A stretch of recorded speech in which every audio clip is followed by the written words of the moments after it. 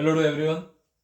देखिए आज का ये बहुत इंपॉर्टेंट क्वेश्चन है और अच्छा क्वेश्चन है क्लास 10th के लिए, जो आपके चैप्टर 7 से रिलेटेड है। अगर आप सीबीएसई से हो या और भी कोई स्टेट बोर्ड एग्जाम दे रहे हो तो इस क्वेश्चन को ध्यान से समझना है और करना है कि इसमें आपको इजी क्वेश्चन को भी थोड़ा सा लैंग्वेज को चेंज करके पूछा जा रहा है। यहाँ पे क्वेश्चन है कि P and Q trisect the line segment AB। That means ये A से B एक लाइन है जहां पे A के कोऑर्डिनेट और B के कोऑर्डिनेट आपको कंप्लीटली गिवन है, और P और Q ऐसे पॉइंट है जो इस पूरे लाइन सेगमेंट को ट्राइसेक्ट करते हैं, मतलब 3 इक्वल पार्ट में डिवाइड करते हैं। तो अब ये तीनों पार्ट इक्वल है। उस समय इस P के कोऑर्डिनेट में यहाँ पे आपके पास में एक कोऑर्डिनेट गिवन है, x कोऑर्डिनेट फाइंड करना है, और S से Q के अंदर आपको 5/3 x कोऑर्डिनेट गिवन है, बट Q का वैल्यू आपको फाइंड करना है। तो देखो ये क्वेश्चन इजी होते हुए भी थोड़ा समझने में आपको कंफ्यूज कर सकता है।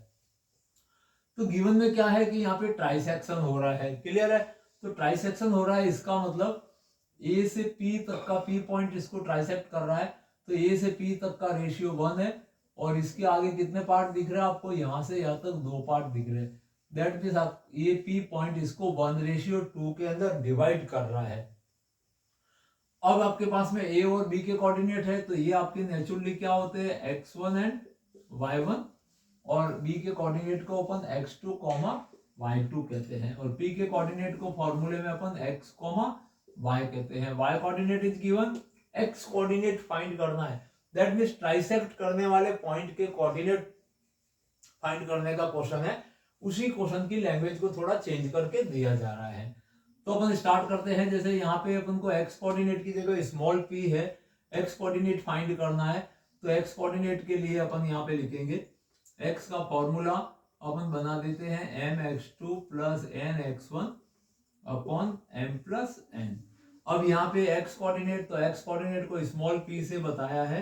That means small p is equal to m, और n क्या है, जिनको m1 m2 से भी बता सकते हैं कि इस p पॉइंट से इस लाइन सेगमेंट के ट्राइसेक्शन किया जाएगा, 3 बराबर भाग किए जाएंगे, तो रेशियो क्या होगा।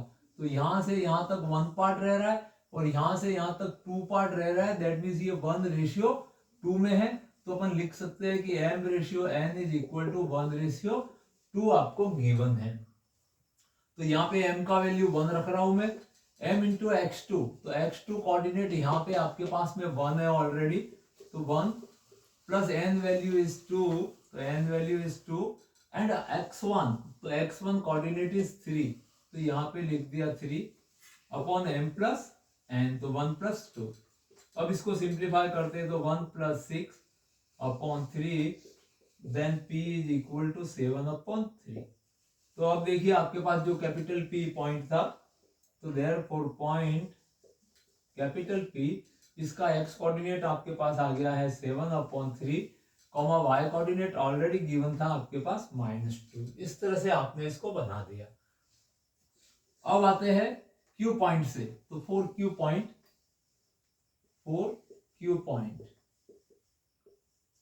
तो यहां से अब आपको पास में रेशियो लेना होगा आपको यहां से यहां तक, तो इसको यहां से इरेज कर देते हैं।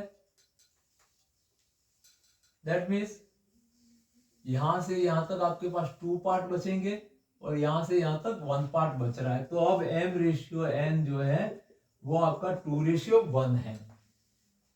अब q के अंदर x कोऑर्डिनेट गिवन है, बट y का वैल्यू आपको नहीं पता है, तो y के लिए फॉर्मूला लिखते हैं my2 plus ny1 upon m plus n। तो सेम फॉर्मूले में वैल्यू रखते हैं, y की जगह पे q है, therefore small q is equal to m value is 2 and n value is 1, therefore m का वैल्यू 2 एंड y2, तो y2 coordinate is 2 plus n value is 1 and y1, तो y1 value is -4 divide by m plus n, that means 2 plus 1।